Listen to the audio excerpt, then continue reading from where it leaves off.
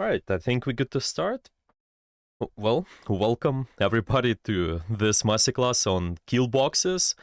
Here, I'm just gonna discuss this more advanced concept. That is something what I used a lot in the game, like Overwatch. A lot of the teams I was coaching for, we also been using that concept. So you can set up better, you can also use your resources better, and you can apply this concept to any ranked game as well. It's not just only for the teams, even though for the teams it still can be quite beneficial to understand, but even in your ranked games you can also take advantage of that. So if you guys potentially, if we have time, you can prepare some of your replays as well, and at the end we can also take a look at your games and see how you can use that concept to your advantage and see what we can tweak in there basically. Now, what I just wanted to start with is the simple idea of what the kill box is. Okay, there's basic presentation. There's not going to be too much info. We don't have to look into this too much. There are going to be more practical things I will show you with the videos, with how teams play, and some of the players' examples too. So the basic thing for us to understand is Killbox is the area where most of your team can be active, okay?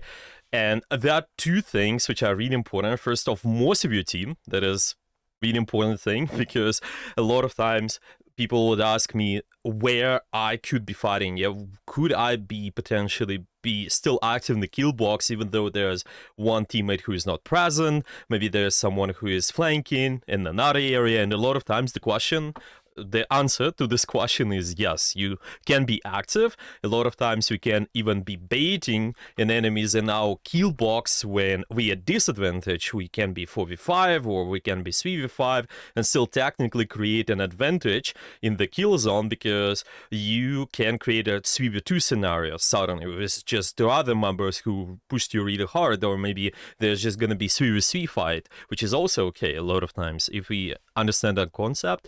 And the second thing is activity. I use this term a lot. Maybe if any of you guys are familiar with some of the previous masterclasses I did, activity is usually based on multiple things. Yeah, activity is just the enemies or your team doing something. And I want to say that you want to make sure the activity in the kill zone is based on those three rules mainly. Of course there can be more, but to be honest, those three rules would be enough. You just need to see what angle you're taking, what kind of range you're playing. You want to make sure you can follow up with your pressure. You want to be at effective range, and you also want to look at the resources. A lot of times we simply want to have most of our resources before engaging. That's why you don't want to take damage before engaging in kill box typically. Now, we just gonna look at some practical example of that. I chose random game. I just used the Marvel Rivals leaderboard and I went over some of the players there. I've been using the cyber games a lot. I think, well, why not to just also use it for reference to go about this concept, and to just give you an example of where the kill box can be if we take in a fight. It can be even in this ranked game. You see, three rules we're following is angles, range, and also not taking damage before too much, at least. So we need to make sure we have most of our resources in the kill box. So if the kill box is the area where most of our teammates are active, where do you think, guys, is that area now, based on this picture? What do you think? Which team specifically? Or Well, either? red. Sorry, yeah, red Red. team. Yeah. From what I can see, it seems like in this small junction right here, because Yeah. they have Yeah. cover at least from blue, from this side, Mm-hmm. but they can also shoot inwards towards at least that Magneto. Yeah, exactly. And we also see some of the guys actually taking this angle over here. Yeah, we kind of see the Cyber walking over here, and the Punisher is walking over there as well. In theory, our kill box is kind of just say this turn over here, and this is where most of the pressure meets. We have this angle A, let's call it, together with the Punisher and the Cyper staying there, and there's also angle B, someone's pressuring from here. I think because you also have flyers like Ultron, and maybe you can also have something like, let's say you would have something like Storm. They also could be creating additional angle. Yeah, in this case, Ultron could also be getting additional verticality somewhere. But yeah, now we simply see A and B, and this already does the pressure towards here. So we see that there is an effective range. This is applied. There's not too much damage taken for the red team, so they can actually push inside this area. And we can see that, well, angles and the range. This is all of that is set. So now we usually will be able to claim that space easily, and that's what you'll see this red team will do most likely. Obviously, the blue is at disadvantage to the last one, but they can walk forward. And if you understand this idea, okay, we have the kill box set up, we can do some sort of activity there, and you can always look at your rank games and see if your kill box is set up based on where most of your team is. Even though they're not playing the best spots on the maps, you still can do that. Yeah, for example, in there we see there's multiple angles, actually even more now, which is gonna be even more interesting for the kill box. Usually it's gonna be angle A, angle B, angle C over here with the Punisher turret, and there's also angle D over here. I think maybe Sap is also gonna move over there. And we see those angles are forming the kill box in a way so we can actually even have this area. And for anyone on the blue team, if they enter this area, it might be pretty deadly, to be honest, especially when they do not have the extra member. Now they can't walk. And you see this guy's walking. Yeah, what's gonna happen to him? I think there's a big chance they will probably well, first of all, might die, but what can also happen is at least you can force out more resources. Yeah, maybe their diamond form will be forced for Amorphos, so they will have to walk away, and that can also happen for any other character who walked in the kill zone. It's just gonna be tough for you to survive, and we see that they have to use the shield. They traded a lot of the HP. Was that the most effective for them to walk now? Well, probably not. Yeah, we could just wait a little bit longer, and because we did that, now we're dead. We walked into the kill zone. Okay, and well, obviously the red team now capitalizing on that, they keep pushing, and it's gonna be pretty tough for the blue team. They eventually been able to restabilize a little bit. Let's watch how it happened. So they started with this ultimate here. This also can be the part of the kill zone. Yeah, we have another angle with the ultimate while our team is walking here. This is gonna be, let's say, our angle A, and there's also going to be angle B, slightly different, and this is going to be angle C. So we're kind of good to fight in this area, but I want to be careful. Usually ultimates, they give you an advantage, but you want to make sure it gives you big enough advantage to do that. We see they're countering it with the Lunar Snow ultimate, but still, this, because it's a Jeff NATO now, it does even more pressure, and it's going to be pretty tough for the rat to stabilize. But yeah, this is how Killbox looks like, and I will use some examples of the teams playing and using this idea and just capitalizing of that concept, and we can also watch your own games too and see how you can take advantage of that. Do you have any questions about what Killbox means and yeah, so far what I mentioned? I do a bit. So can a kill box extend forward? Like, so over here by the portal, to the right of the portal, there's that one kind of off angle. Would that technically constitute as like an extra off angle you could use in a kill box? Well, your kill box is formed by the players in a way, right? So technically, if we form the kill box, we can be anywhere, and usually, because you want to have the most effective range, yeah, that's what we need to look at, and the most effective angle, well, this is what you probably need to look at. Yeah, is it going to be the most effective angle for me if I'm doing that? Yeah, for example, for the red team, well, is it effective for this side or just for them to walk this way? Well, probably it's all right. Yeah, and usually what you'll see whenever the kill box is effective, it's usually when they're the most active, the most angle setup in the zone. So technically, yeah, we can even think for the blue team, if they do take an additional angle, I think it's usually better. Yeah, usually better because it diverts resources in multiple directions. You even see in a pro scene, and just in general in the team in any teams, there might be some group splits, and that's where you can think about, because there are different group splits, you can think about how you take the kill box accordingly and utilize it.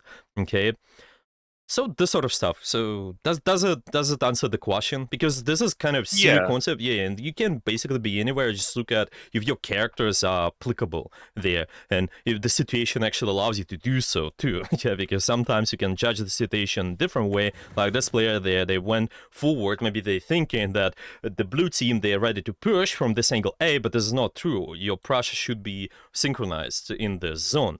Okay. Right. Okay, now I'm just gonna move this presentation because we mostly will not need it, but maybe.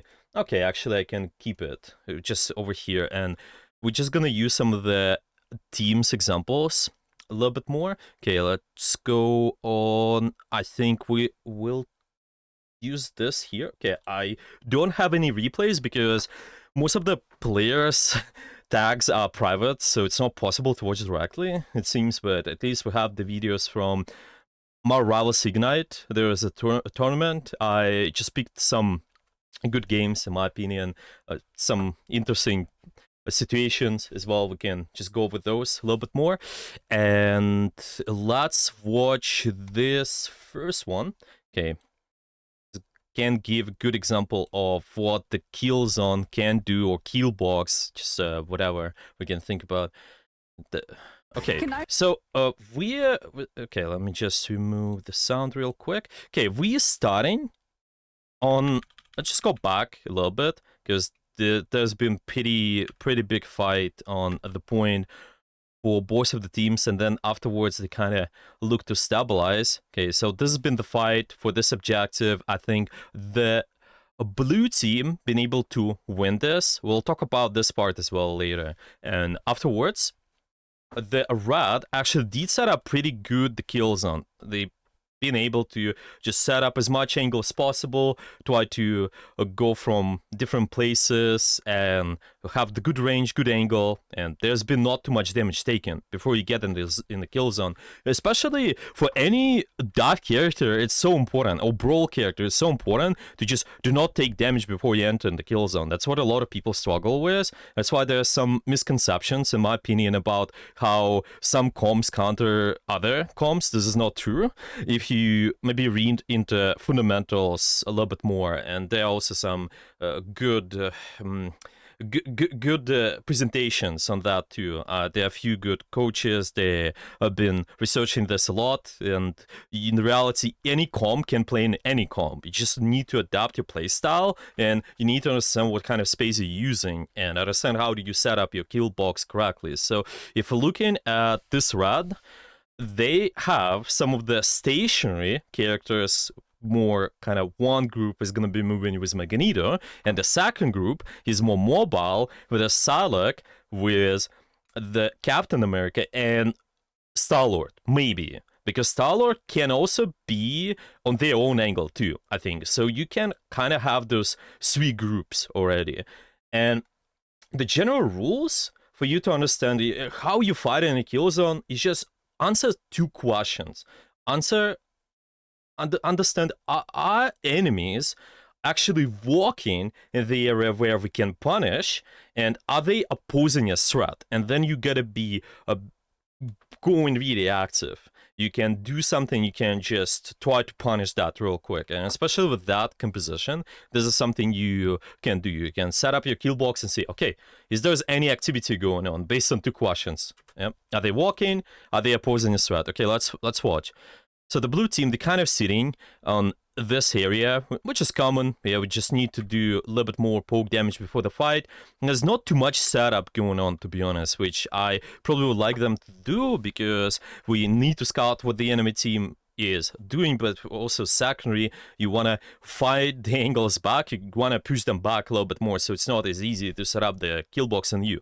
But now we see that they setting up, just walking forward, and they have this angle over here. So this first angle with the Captain America already and the Psylocke. See how they not taking damage. It's not not a rocket science. Yeah, they're just gonna be not taking damage, trying to get around, and then we have this angle here, not taking too much damage to have their perfect range, and later on trying to do something, synchronize the pressure, yeah, together.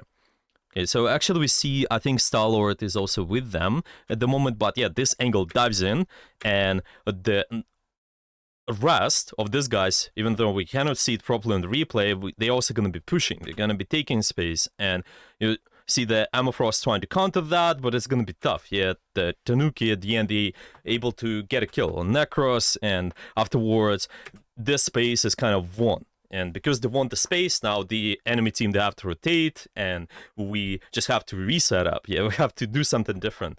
And if you see here, it's been executed everything's pretty fast, yeah, but you just want to see, okay, is there anything I can punish on the enemy team in this case, yeah?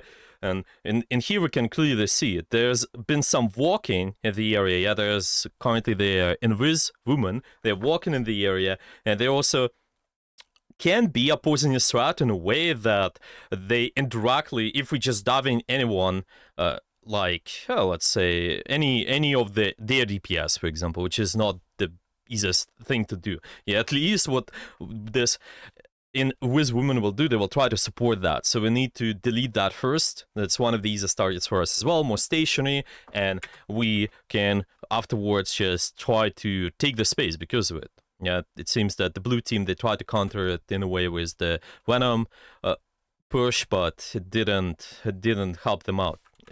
Eventually, the red team, they're still able to get rid of all of this and secure the space, which is really good.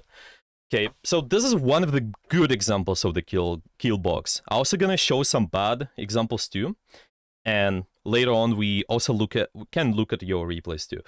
Yeah, any questions about this example so far? If not, we can move. We can move towards the next ones. We can move forward. If you want, you can also ask questions in the open chat, and it should be okay. Right, let's see. Now, the next example can be interesting, because this is example of not as good kill box, in my opinion, because the enemy here, well, I believe it's gonna be a rat team. They didn't set up the pass kill box here. Just different comps, different matchups, but the idea is the same overall. You just want to make sure that your kill box is set up so you're able to get value. Okay, let's just go back a little bit.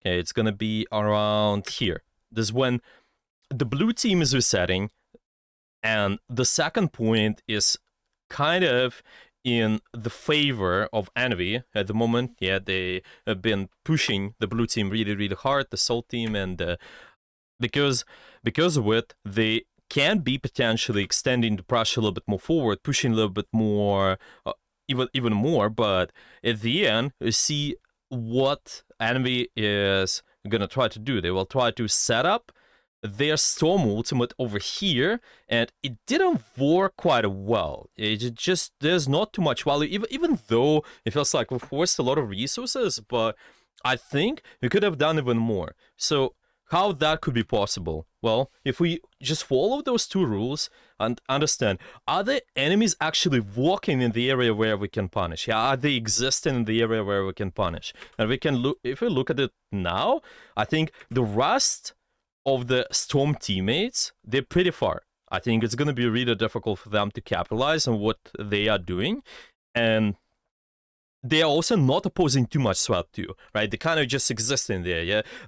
Obviously, we can try to get an early pick, but is it worth it? Yeah, is it worth it to do it now, or could we do it later when the cooldown exchange could be even better? If they walk in our area and then we do the pressure, okay? And you can see it here clearly. The red started a little bit too early, so I think the blue might have an advantage and just try to resustain and just try to take a little bit more space. Okay, and we can actually see that at the end. Well, unfortunately, Guru got picked off, but anyway, there's a might be chance for the blue to resustain now because I don't think Rad used the kill box too well in this case. Yeah, just kind of a lot of spam damage going on. They have to stabilize at the end. Narrow is also able to do something. So this is better example. Yeah, the Narrow is going in from this angle here. Let's call it angle A, and there's angle B, and it seems all pressure set up in the space. I think you might also have someone like Storm anywhere else too, and instead of being on the ground, but it's decent, I think. Yeah, and we see, okay, Narrow is going for the active pressure, and there's more to get out of this. Yeah, more cooldowns, and you can punish that later. All right. Any questions about this example? If not, I'll keep moving forward. That's all. I had a question real quick. Okay, yeah, of course. So I don't know if this is a dumb question, but for all the angles for a kill box, is it more towards like duelists, or like for instance, like the Magneto could, also have an angle? Yeah, of course, it can be anyone. You just need to understand that with the tanks, especially with more stationary, you cannot take too deep of an angle if you don't have too much mobility. We're going to be frontlining a little bit more, but it doesn't mean that you can slightly go to the side. Yeah, it's always good example I choose is any vertical map where you're able to get a high ground, there's no reason for you to not do so usually, because it's not like you're gonna do less damage or control less space. You actually control more space, and a lot of people, I think, they push the card too much. Of course, this is important to also gain control over the main lane, but it can also be done to just going somewhere else, trying to surround the position and just go in the angle. Make sure it's not as sharp though. For Magneto, it's usually gonna be around maybe 30-45 degree angle. Yeah, if we're thinking about where our card is moving. Yeah, let's just go back a little bit. Yeah, so the card is moving here, so there's no clear angle for the Magneto other than yeah, I don't think there's gonna be any good sharp angle for them to take. Yeah, but at least what they can do, they can be thinking, well, maybe some of my team is attacking from A, which is slightly to the left, they can be attacking from B. It's not necessary for you to shield your teammates directly because you can absorb the pressure from your own angle, so your A can actually move, like we saw in the example of the Sape. Yeah, just watch the game. They take angles quite a lot, and this diverts attention. This allows the rest of your team to push, and that's why this is really good too. A lot of times we see that there's too much stacked up pressure on the same area, but you can actually try to divert the enemy attention, divert the resources, and I think it's fine. Just see what mobility allows you to do on the character, and that's gonna be fine for the most part. Yeah, does it make sense? Yeah. And then another question is, so in this situation, does blue team have a better quote unquote like kill box than red team, or is it What do you think? an envy? What do you think? Do they? Let's just go back a little bit as well. Just watch what happened before. Okay, so we kind of have this over here. This choke, which can be pretty good to defend, but what's your thoughts? We're thinking, let's just go back to the rules, okay, for everyone. Now, we need, with the kill box, okay, I think I accidentally removed something. Okay, I want to make sure I just turn to... Okay, so this here there was range, okay, and we just want to make sure this can be followed up. Okay, angles even, yeah, as many angles possible. I can even write it down here, as many angles possible usually. Okay, we'll also want to have good range and resources. Do not take damage before engaging in kill box. So how it looks like, let's just go back to the video. How it looks like for the blue. do that apply to them, or it's more applying to the enemy currently? Who has an advantage? Who has better kill box in a way? I would say definitely red team or definitely envy. Yeah, and see why? Because there are more angles set up. You have the narrow on this vertical angle over here. You have the rest of the group over there on the main. And I think blue team, they also took pretty decent pressure from the from Storm, even though I don't think it was the best to use it right away, but still that is something to keep in mind, because they have less resources. It's gonna be more difficult. But yeah, it's with resources, I think it's slightly easier, but with the angles, really hard. Range also really hard. You're kind of stuck in this narrow space. That's why a lot of times it's good to hold the enemy in chokes. Just keep pushing them. Make sure they're not getting through the choke. But at the same time, we're getting as many angles as possible. So if I'm protecting this choke, I can have this narrow somewhere above on Ultron. I can have one person kind of hugging the left corner, another person can hide the right corner in theory, and you can also have somebody, I don't know, maybe even above the choke. If they walk forward, you just have this kill box set up perfectly. You can send your resources. Yeah, imagine maybe you have the big ultimate, like even on Ultron, I can just let the enemy walk a little bit. I sit above, and then there's someone over here and over there also protecting the sides, but they still let these guys to walk forward. They're not using the resources towards this area here, but they're gonna be using resources in, let's just say, this yellow. Yeah, this is where the most of the resources will be used. Kind of let them in and then capture them. You can pincer. Yeah, pincer is the idea that you can come from both sides. Yeah, like sandwich, it's also the same. But the idea with the pincer is that you also cutting off the defensive rotation. So in this case, if they walked in the yellow, then we catch them.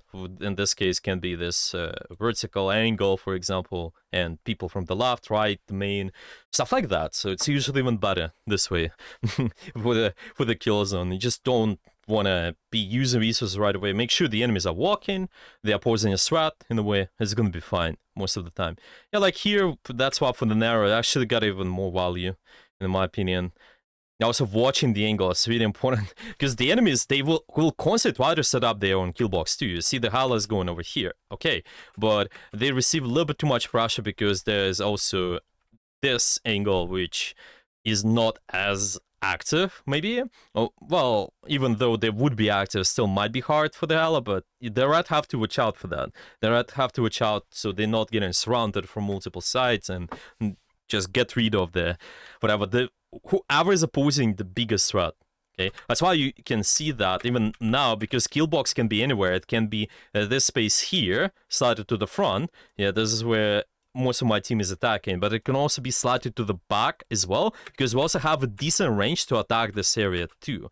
Yeah, so I can choose between this on the bottom and this, probably attack this Hala because they're posing more threat. Okay, you know, have to read the situation though, but see if there's a high chance of getting killed too. You'd like this, separate Hala, I think you can just take out, usually. You're just trying to see who does that sort of stuff. Especially near your kill box, towards your kill box. You need to disable them. Yeah, no, there's a lot of talking, but yeah, any more questions? Or everything's been clear? Oh, thank you. Okay. Well, I'll just move towards another example. It's gonna be not a good one, in my opinion, because yeah, I think Virtus Pro. Yeah, let's just use this one. Virtus Pro. They used it pretty good. This kills on idea. Okay, I want to make sure this is on. Okay, now it's good. For some reason the quality is not the best with even with their recording, but I still hope you guys can see it. Just when there's a lot of action, especially the recording drops a little bit. Okay, let's just go back and see what happened before the fight. So this is a usual fight for the point choke in the front. I also want you to see how the enemy blue actually able to just do a little bit more pressure. You're not just sitting on an objective, you're also trying to poke out with the enemy before they get to you. Because remember, the rules about the kill box is that you need to have as many resources as possible. So they're trying to prevent the rat from doing so, just trying to poke them. We don't want them to have full resources, because if they do, then how we can easily win the fight, how we can sustain. So all the time when we forming our kill box, it's not like we're sitting there. The kill box is dynamic, yeah. So before, when they've been here, the kill box is kind of in front of the doorways. Is that the best kill box? Is the best quality kill box? I wouldn't say so, yeah, because you could try to take even better angles around the point. Typically, you want to take a fight later. Okay, but it does not mean that you have to sit around the point. You just gotta understand that your kill box, there's idea of the kill box, but you can also think about higher quality kill box, okay? And that's why they will try to set up it later and trying to get the angles in the point, but the enemy team, the rat, they actually try to walk different space because they didn't want to take too much damage. They're not approaching to main, they're approaching to different side, which is a pretty good play in my opinion. I would like to see them try to use the high ground options a little bit more too, but the blue is pretty patient. They're pretty patient with all of that. They're trying to set up their own angles, own pressure. And you see now the rat starts with Cloak and Dagger ultimate. They doing something in their space. So what that means is they are posing the strat. They're walking in the area. Yeah, they totally doing something active. So now Virtus.pro, they have to answer. They have to answer with something, and that most likely going to be some of the ultimates. Might be Inviswoman starting, matching with their support ultimate. Even Finzi can also try to follow up after. But see, all of that is possible right now, and this is the best time when they actually walked in. Yeah, make sure you drain as much time as possible too, and you have higher quality kill zone. That's a pretty good example. You see how much value they're getting? They can potentially get surrounded from this side A. There also people can be from this position B as well, even though it's not as clear on this replay. Yeah, I hope I could be getting the replays, but yeah, it's not possible, it seems, for now. And they setting up multiple angles as much as possible. They rather trying to resustain, it seems, but I don't think it's going to be too easy for them. Let's see how that's going to turn out, though. Okay, yeah. Eventually, Rat is actually able to get try to, well, they got two people and got even third pick, I think, and then at the end, the Virtus.pro just trying to resustain it. They actually did, right? So let's see. Okay, how many people? Yeah, so it should be fine. Should be fine for the blue team now. Okay, and it's just big part is that Killbox here, they choose the way they fight, the way they've been patient, opposing to the example watched on the team before, where they used the Storm ultimate a little bit too early. Yeah, you see here, there was clear good patience, I think. Okay, and this so far, what I just showed you, this is more direct pressure in the kill box, because it's pretty easy to understand. You just have the area of where you can have as many angles possible with a good range, and you have good resources, as many resources as possible, and try to engage. Yeah, just see if the enemy is opposing the threat, they're walking in the area, you do something. But there's also a more comprehensive idea. You can think about indirect pressure in the kill box. Okay, and I'm gonna talk about that going forward. Let's see, I will use some of the examples from here. Those games are gonna be good for this. Okay, indirect pressure, good example. Okay, I will show you good example. Watch the part of this. Give me 1 second. Yeah, watch the first fight actually, I think. And this is something we can use it for this example too. Right, let's just go back a little bit so we can see what happened before. Okay, I want to remove the sound too. Yeah, here we go. So the rat team is trying to fight. I think, let me see. Yeah, I think at this point we will see that the rat team, they're trying to fight for the objective, trying to kind of divert some of the resources from the blue team. It's especially someone like Captain America is pretty decent at this. You can a lot of times try to dive in the backline, but see what the Schmonger's team is gonna do. I think specifically the players on Venom and Necros as well on the Spider-Man. Even though I think they died at the end, but they still able to get decent value out of this idea. Okay, so how it works. Now, I'll just watch it a little bit, so you guys can see it. Okay. So I'm not sure this is too clear what happened there, but there was a dive from the Venom. It's starting here. They climb up on the wall, and the Spider-Man actually followed up on that after. Maybe we can also have the sound so you guys can hear. Yeah, I just go forward a little bit. Yeah, you can hear it with the sound. There's a dive happening on the red backline. Okay, but why they made this decision to dive in now? And here's an idea. Why it's possible. Why it's not possible to just dive outside of the kill box like this Venom did. Because the Schmongo's kill zone, in theory, is kind of right in front of them here. But because you have the dive characters, a lot of times you can also do something outside of the kill zone area or kill box area. And you will see that why it's possible, because they saw some sort of commitment towards the kill box first or near the kill box from the red. So now they're able to dive in their backline, and because they dive in the backline, then there are gonna be not too many resources sent towards the characters which are in the kill zone. So in theory, okay, I think still this is not perfect here, but in theory, if somebody walked past this doorway or on those stairs right now, and Andrew and Necros is diving the backline on the red team, then there's a high chance that in yellow somebody will die. Okay, and this might be, and you'll see who made a commitment from the red team. It might be Polly, Captain America. It might be this Salak, which is approaching from the left side, or it might be Tanuki, who's also going to make a commitment towards the kill zone. Anyway, see what they're trying to do. They kind of pulling in, yeah, they're pushing in. Yeah, they're using the resources.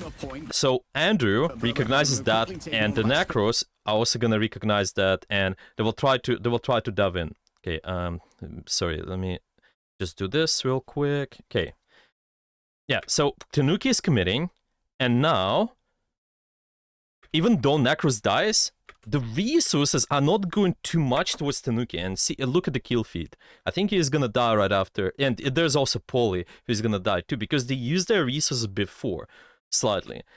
So this is indirect pressure in the kill box. Okay, I'll also show you the bad example of this later, but this is really important to understand. There's some sort of commitment happening. A lot of times, so the dive characters dive outside of that. See what the Andrew does. They just distract in the backline. And there's also been Necros who's doing that, and the rest of my team is able to walk because of it, and they're also able to get their own kills over there. Okay? Yeah, this is going to be mostly with that characters, honestly. This indirect pressure, it can also be applicable to someone else, but yeah, it's mostly for them. And now this is going to be a bad example of this idea. Same character. It's Venom. And in here, I think the blue team, they didn't do it too correctly. I think you actually cannot see that there's too much commitment from the red. Okay, let's just go back a little so you guys can see it. Okay, this is usual rotation. The red is taken, going to the left side. They trying to do just a normal walking towards the area. They need to get rid of the angles to push the angles away. Go away. Yeah? Making sure that the Naga is not able to pressure on his Star-Lord. There also can be someone else like maybe Mantis pressuring from different angle, Melio on the Atom. So they need to get rid of this. And see, now, this is the dive happening from, trust me, okay, but I don't think it's the best dive. If we're talking about where's the blue kill box is, I think it's gonna be somewhere around the point, or let's just say it's kind of this area, and then it extends to the left a little bit more, because Naga is set up here. You also have some people to the left near the point, and I also think there's a different angle too. Kind of, you have around 3 angles set up towards the yellow zone. But this is not the time, I think. There's not too much commitment, which Virtus.pro did. Yeah, let's see how far they've walked. Okay, are they walking like too far to actually make this decision for them to dive? I don't think so. They're kind of pretending to walk towards the point a little bit, but I don't think there's too much commitment. Maybe if we see that there's big investment of their abilities, maybe they actually touch the point, then I think it can be a good decision for trust me to dive in. But now because they dive in too early, even though they divert attention, which is good, now it's easily punishable because Red didn't make full commitment. So this guy is not getting any help from the rest of the blue. The blue is not able to push up like we saw in the previous example from the Andrew. Yeah, where Andrew dives in, and there's more follow-up, even though it's not in the same area. Yeah, they're trying to do this in direct pressure in the kills, and hopefully trying to drag some resources, so maybe the enemy Groot will die, or maybe somebody else will die. I don't know. Anybody from the backline too. But this is gonna be really hard. To trust me, they're gonna die right now. Okay, so right now it's in more favor for Virtus.pro. That's why, if you understand this idea of the kill zone, you can also use this to your advantage. You can even bait the enemy to go on you, pretend that you walking in the area, like here, that we're walking in this area, we're really threatening, yeah, do something towards us, okay? And this way you can bait someone, especially divers, maybe make a little bit more irresponsible decision to just dive in right away and punish that. Yeah, we just can get ready and actually kite. A lot of teams do that. There's maybe can also be some baiting with the cooldowns too. I don't know, but this can be applicable. All right, does it make sense? Indirect pressure in the kill zone. Any questions? I think it's more complicated, but yeah, does it make sense? That makes sense. Makes sense. Perfect. So for the examples, for the most part, that's it. So why it matters for you guys overall, any ranked player, just for any player overall, you can see where most of your team is. You can actually see what is happening with your angles, with your range, with the rest of the resources. Yeah, because we want to have as much resources as possible, and then make a decision to go in and do something. Okay.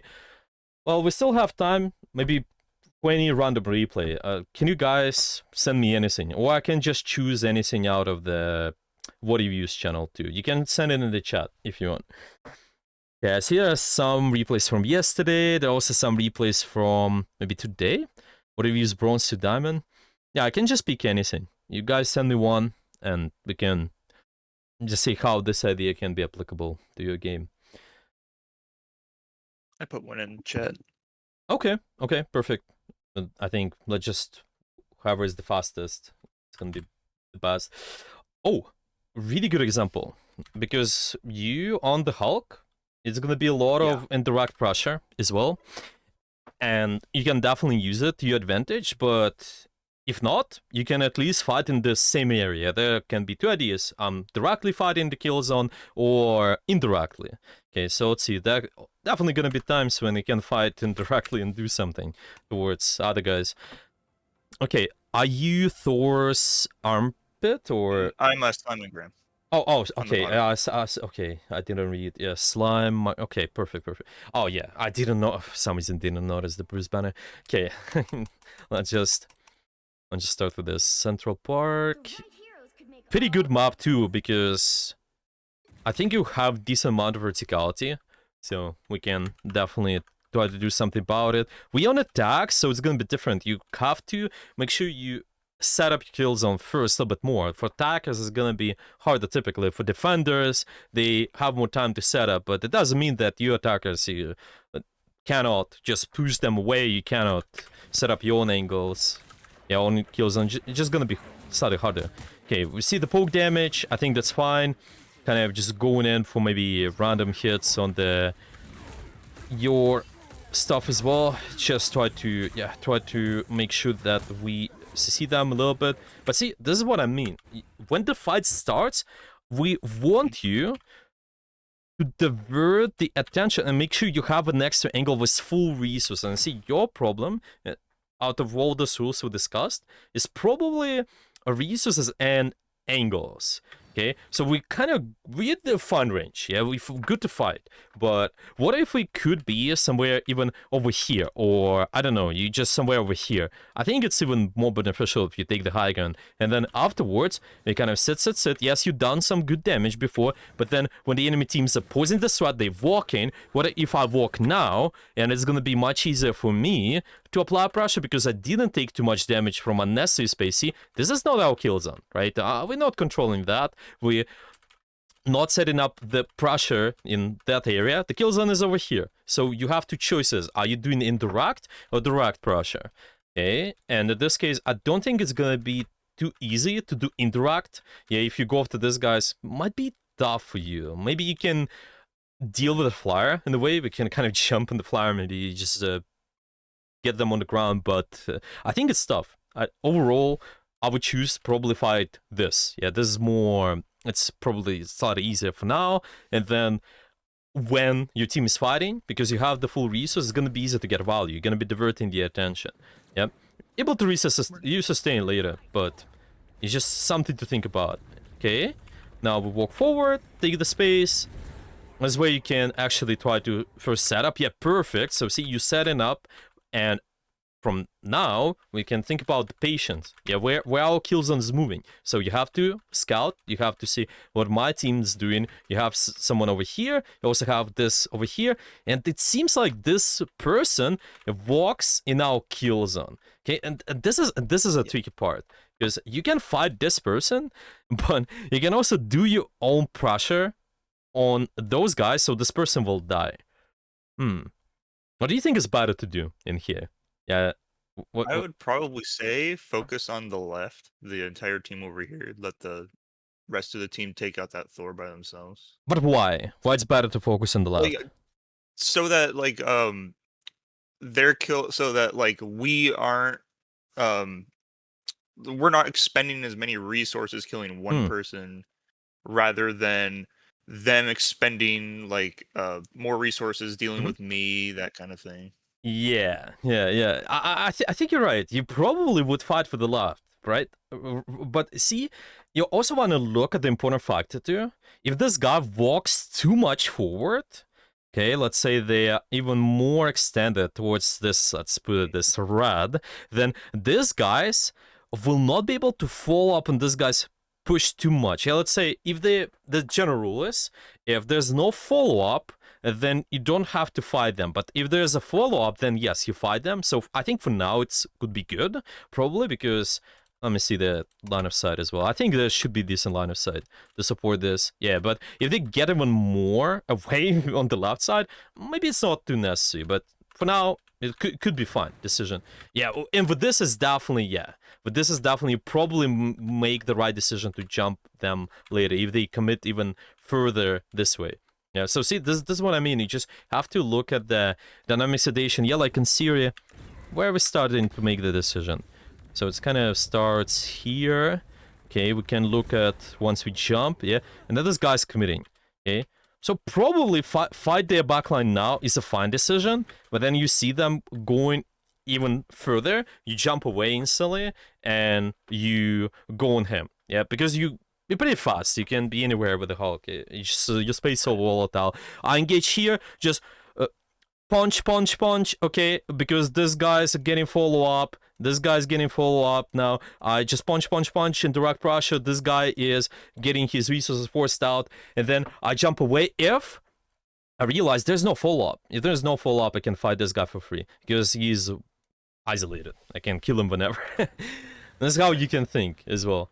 That's why I think it's always harder on the on dark characters. We only have two choices, and direct or direct pressure.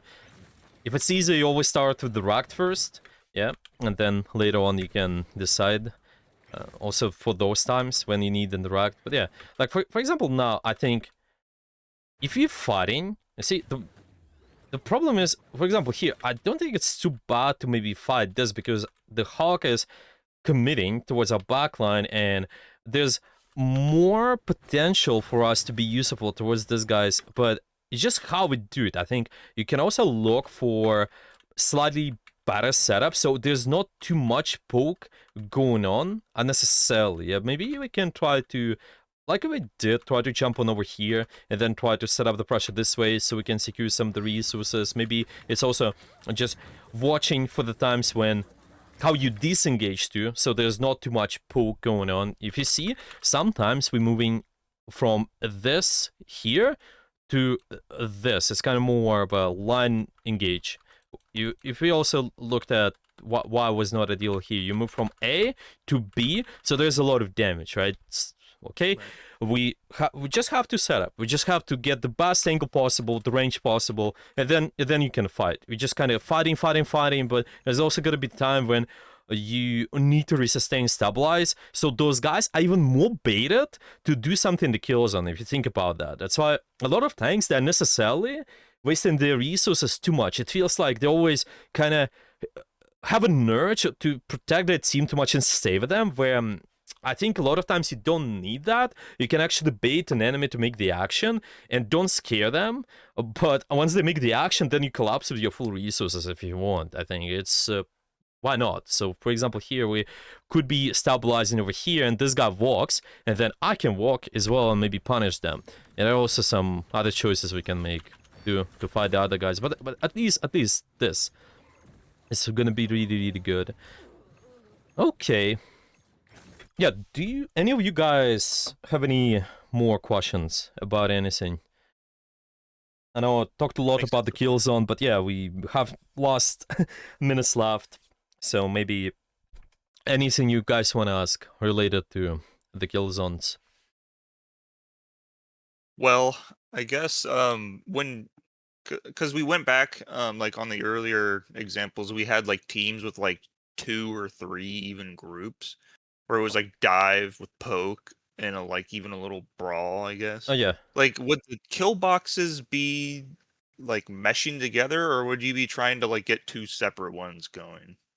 I see.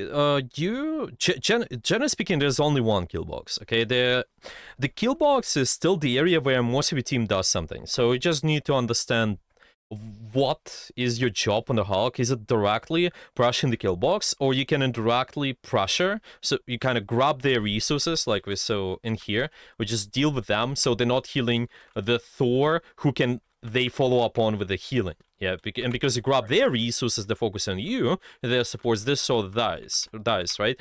You just need to look at that. There's always going to be one kill zone. It just different characters do different stuff. Yeah, they have different range. They have different angles they can take. Yeah, for example, in your case, it's it can be Iron Man who is flying above, and at the same time there can be Magic who is flanking all the way and trying to just set up the pressure in the backline. There also can be someone like you on the Hulk. You also have a lot of mobility too, so you're not necessarily going to be playing your main too much like Magneto, right? So you just need to think what your kit allows you to do. The more mobility you have, the deeper angles you can take, usually. That's how it works. Just making sure you set up your own good kill box, and it's a lot about patience. It's a lot about are we having enough resources, because sometimes you see the people, like in that example we showed, they jump in too early. Yeah, we saw that. Oh, actually not this one. It's gonna be, well, maybe this. No. I think I lost it. Where is that? I think I lost the video. Yeah, it should be somewhere. But yeah, there was the last example in the Trust Me. When they do win, there's been too much pressure on them. And that's why in your ranked games it's going to be important to recognize, yeah, are enemies actually walking in the area where we can punish? Are they opposing a threat? And then you do something. Yeah, like we saw, okay, maybe Thor is actually walking in our area. Are they opposing a threat? Yeah, well, sure, in a way. So we can make sure that we do something. It's either directly to them or directly to these guys, if he can get follow-up. And maybe this can be an additional rule for you.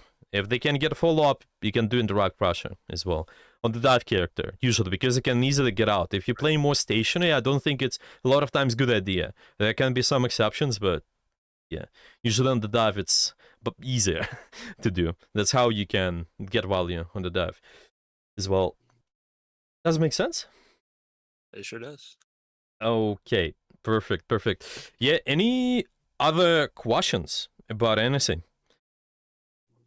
Defense, I had a question real quick. Yeah. So if you have a kill box, right, and someone uses their ult, does that kill box automatically change then? Well, it If that makes changes. sense? Yeah, I understand. Yeah, obviously, Killbox is dynamic, as I mentioned. The Killbox is dynamic term. So, Killbox goes anywhere where most of our teammates does pressure. Okay, so for example, we saw that the Killbox of Red, it went from over here, over here to here. So, ultimate also changes where your killbox is too. So in theory, if you use an ultimate here, then this is definitely the area where we want to fight. That's why this can be a good rule for you as well. If you see somebody using the ultimate, you usually need to commit to it because it just adds so much pressure in the kill zone. It's kind of +1 in a way to the score of the fight. I use this term sometimes. You have this 6 people in a way, and then it adds +1 because there's a big potential for the ultimate to get at least 1 kill or force the amount of resources which equals 1 kill. Yeah, that's how I view it. Usually it makes it easier because in the game it's hard. In the game it's hard to understand what's going on, and you just at least can start with that because some ultimates are cheaper, some ultimates are more expensive, but this way it makes it easy. Yeah, so in the case of I'll just wait for the time when the ultimate's gonna be present. Okay, so there are gonna be a bunch of ultimates later, they secure the fight, yeah, and after that the red is trying to push. Okay, actually blue is fighting a little bit early there too. Okay, let's see for the wait for any ultimate. Okay, so we're here this. Okay, and see how it changes your kill box. Well, your kill box, you have the Hulk over here. You also have this in theory Ultron over here. So your kill box is kind of this way, yeah. But you see what this guy made wrong decision. Because these guys are not walking in the area yet. They're not opposing too much threat. You rather wait for them to walk more so you can get even more value. Yes, this gets a kill, but is it necessary now? Because you still have a decent advantage. You got the Thor. So make sure you bait them even more. You see, this is what I mean. So in theory, if you're on, I don't know, Ultron, you gotta watch out. Oh, what's happening there? Maybe we can get some value. This guy's walking. Okay, so I can fight in there and go in. Because our kill box is changing the location a little bit, yeah? Even though you have this one person over here doing something, and there's also this here. They can see most of the line of sight, most of their line of sight meets kind of can be meeting here, yeah? The quality of the kill box changes accordingly to the ultimate too. Yeah, just seeing where the most pressure goes. Yeah. So you're right. Yeah, the ultimate does change. The ultimate does change the kill box in a way. Because without the ultimate, your kill box is kind of entire pressure meets. Well, this guy is a little bit separate, so let's just count B, C, D. So it's kind of this area over here. But now it extends a little bit because B does more damage, okay? So B is here, D is here, so even B and D is enough to just extend the kill box slightly to this side, in my opinion, and it can also be pretty oppressive. The question is, did they make a good decision to just start with the ultimate now? Probably no. I think you can wait. You can wait later, so there's more happening. But yeah, does it make sense?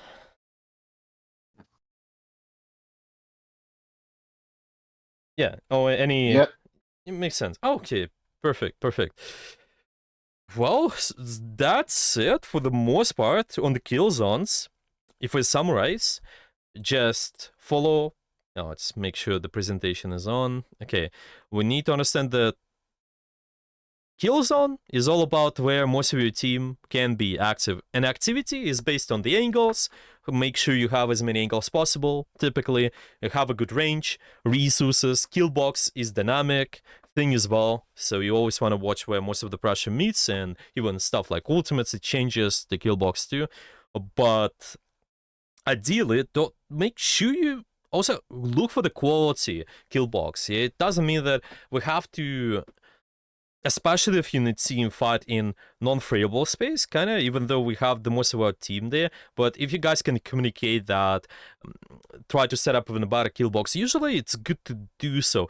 it just can be challenging for the ranked games. That's why I usually suggest watch where most of your team does something and kind of set up accordingly the best angle possible, the best range possible, like we saw on the Hulk, and then it's going to be fine. Communication, well, it can be applicable, but less. It's not as applicable to the ranked games. In my experience as a player too, it's going to be harder. So make sure you just watch for those three variables, and in terms of fighting, the kill box need to see are the enemies actually walking in the area, are they opposing any threat, and then you make a decision. Because if yes, if all of that is happening, then do something, engage. Yep, you can directly fight in the kill box. Well, there can also be indirect fight. We talked about that too, with the dive examples. That's it. Okay, I think I'm gonna end here. If there are gonna be any questions later on, you guys can just message me, and I will be glad to answer all the questions. And yeah, we have the usual class on the Monday still. The next Monday is still gonna be present. So you guys can also join that class. I'm not sure about the topic yet, but we'll see. All right. Well, bye everyone then, and good luck in your games. Yeah. All right, thank you. Yeah. Bye guys.